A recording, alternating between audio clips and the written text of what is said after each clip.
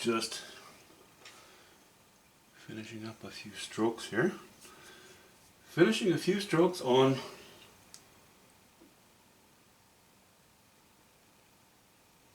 the rock, that distant rocky shoreline.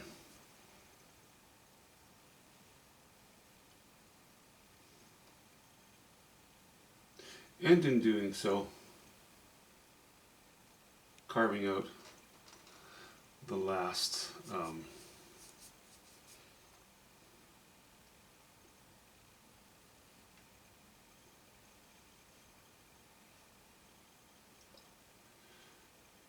well, not the last, but the adjacent branches coming off of this short tree.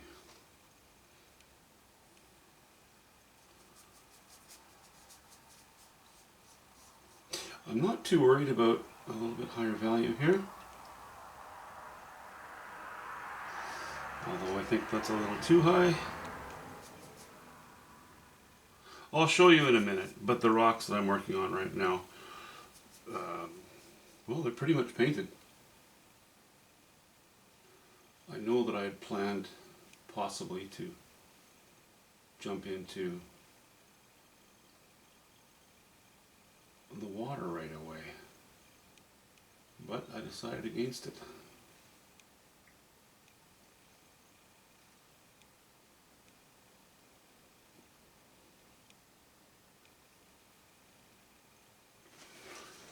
How's that? Yeah, I think that's okay. Almost okay.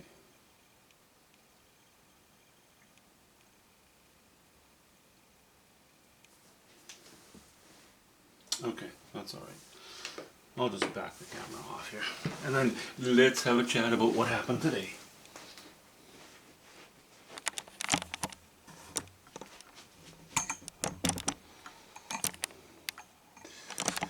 Guess I should back up.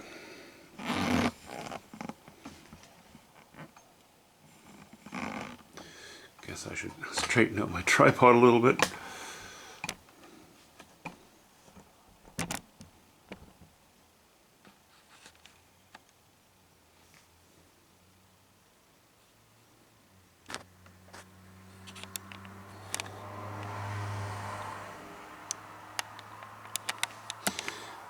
Okay, again, looking at it through the viewfinder, because these colors, the cadmiums, have such, well, there's a little bit of cadmium in there, but the high chroma, high value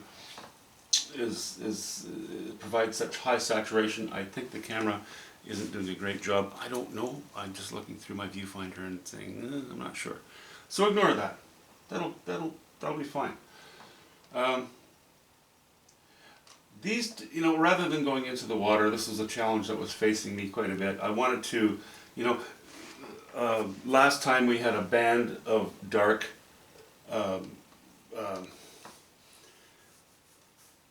wash-in tree line with kind of indeterminate depth. It was very two-dimensional. So now you can see I've drawn in. I've organized these trees just with some stain, ultramarine blue, and a bit of burnt sienna, to draw them in individually, sort of. And then I went back in here with cobalt blue and burnt sienna and a bit of white, and tried to keep it pretty loose. I've allowed some of the stain to show through in places, some of the darker areas. And back here, because they're in the distance, I did not paint individual trees very much at all. Really, I'm going to leave that up to the viewer to let their own brains connect the dots, so to speak, right? You know what this is because of the tree line where it meets the sky. There's some bush. There's some evergreens. That's enough. That's good. I don't want to explain. I don't want the painting to explain itself too much. After all, that's what Impressionism's all about. So I got that in, and decided to organize this a little bit, and then decided to hop into the rocks. For two reasons, actually. I like painting rocks, and I really like painting rocks. It's bedrock, really, isn't it?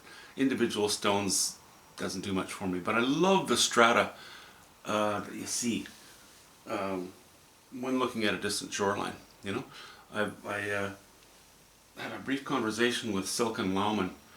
She is a very well-known Canadian former Olympian, rower, and she attended one of my shows once and asked the question, "What do you enjoy about being on the water?"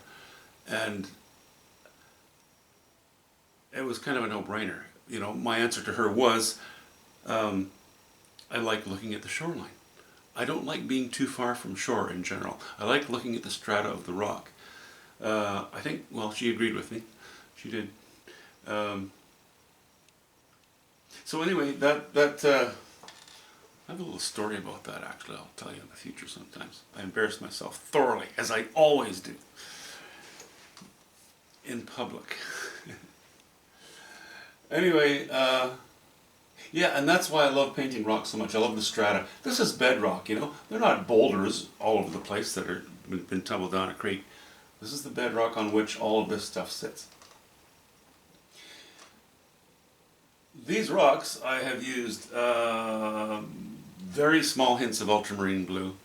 I didn't want the shady areas to be too blue because it goes bluish green, and there's going to be enough green in this painting already. So I just used a hint of ultramarine blue.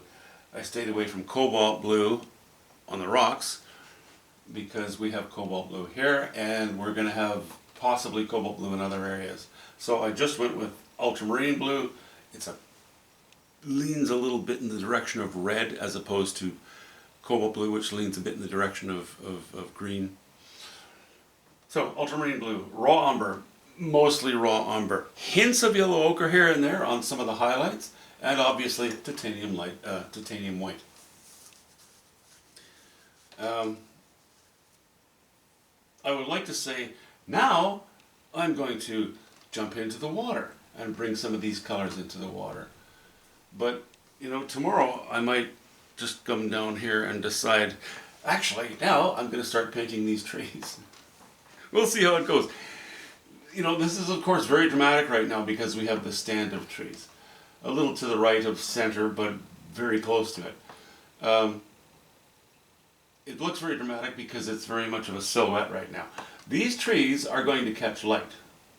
It's going to fade off a little bit as we move off to the right-hand side, but I would like this intense light to drop through these trees, through these rocks, onto the water, and then curve back a little bit. I explained that, I think, earlier on the painting. You know, if this is your first loop, and this is your second loop sort of thing. Anyway. Not quite concentric circles, but along the same line of thinking. Anyway, that's it. Just a quick one. Thought I'd show you that. I am without family right now. The house is mine. I have no phone calls. I have nobody around, and I already miss my wife, but you know, and my daughter. But frankly, I love just being left alone. I certainly do my best work when there's no noise, no interruptions. Blah blah blah blah blah. Selfish artist here. See you soon.